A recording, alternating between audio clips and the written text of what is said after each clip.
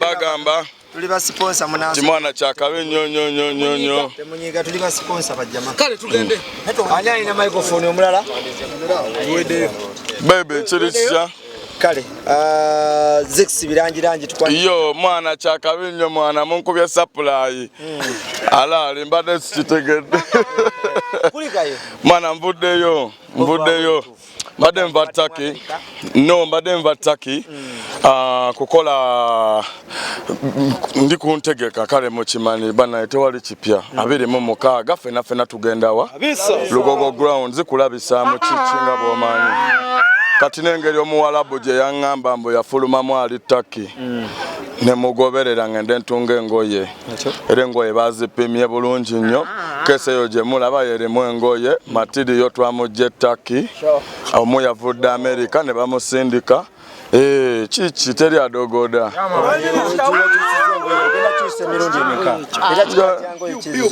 yes kotoni gocho inomanya kotoni naye nga wesite ogenda kukyusa emirundi emeka engoye yakukyusa emirundi ng'oba mukaaga jona gye naayagala nyinza n'okukuba gumu nensalawo okugira mu mulundi gumu nenkuba gumu nga gwa mugaso yamane nga n'ekirala sagala kwerabira nnyo ennaku z'omwezi nga 26 mwana kulabisa bulabisa Lugogo grounds njagala kuyita bonna ba ghetto youth abatali ba bulijjo njagala kuyita abantu ba bulijjo njagala kuyita buli a supporting a music wa Uganda abayimbi media personalities media companies mwena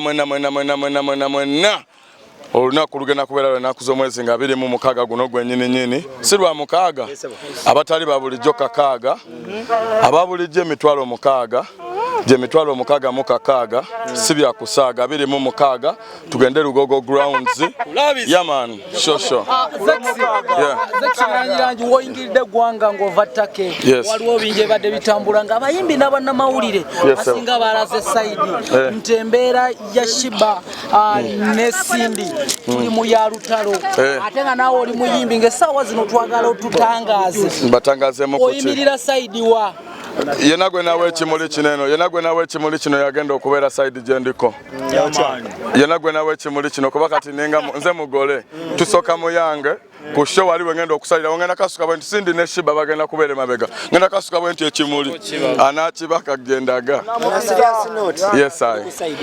On a serious note. Yes. Nze ndi ku side eri straight.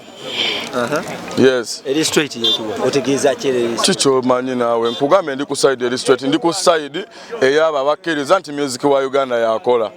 So kitegeeza bwe nabeera eri nembeera n'eno tekimenya mateeka wali wagenda okunkwata nga nkuba eno nenkuba eno sikibayita thirisaamu. Zex waliwo okuyimba n'okugegenya tangaza eggwanga waliwo abantu abajja ku social media naye ng'ate tebamanyi what is music. Omuntu omuyimba omutuufu alina okuba na bisaanyizo ki? Omuntu omuyimba omutuufu alina okubeera ne right feelings because to me music is a feeling with the voice as an expression. So as long as you have the right feelings you're doing good music. Yes. Sinda abirina tabirina. Bonna babirina. Ne Sheebah abirina. Bonna babirina, they got the feelings, they got the what, they got. Ngana nabawayo ku ssente kuba ngana nabawayo ku ssente bana njagala kiddamu. Sindi ngana muwayo ku ssente ne Sheebah ngana muwayo ku ssente. Ngazaki. Just kuba beesa bajjewo amalala bakakkane ngana bawayo ku ssente ngana muwayo ku ssente ngana muwayo ku ssente bagambe kati mutunyumisize kozi ngana asinga malala ndabika nze mbasinga malala lwakuba gange galimuko ku class ntine kigeto youth yawe tete mu class amalala gabwe kuba sinakiraba tebana bakundagako tebana nomu yakubyeyo munne kati what's that oyagala basoke begwe oli ajjeko munne wigi amusike amujjeko wigi tumanye mbu bato ya ddala otherwise bigenda kubanga ebya movie bigenda kubanga ebitegeke. Yes. Sheebah yalaze obutiitizi yaduse ku press conference nasulawo akazindalo nage yalaze enjibwa kati agenda papala sure Sheebah agenda papala anti baba yalaze enjibwa nasulawo omuzindalo kibanga kusulawo tawulo nga temuna bana nga mulinako nga mwepima bwepimi naye kyenkoze ngenda bawayo ku ssente njagala sagala kyerabira ngenda bawayo ssente olingenda mwayo kyebiri noli mwayo kyebiri mbagambe yo kati give me a good show because bona music wabanyumira bwembere yo mugeto nga nine bachali bange soka nempulema kayimba ayinse samadema limite samadema ate nempulya no lenga gamba oh man jimenyesho mwansi oh man yes batu yabano bali mu batu byaddala oba banonya sente kale kamalo gamba abantu gasoka tugamba Ratib Saturday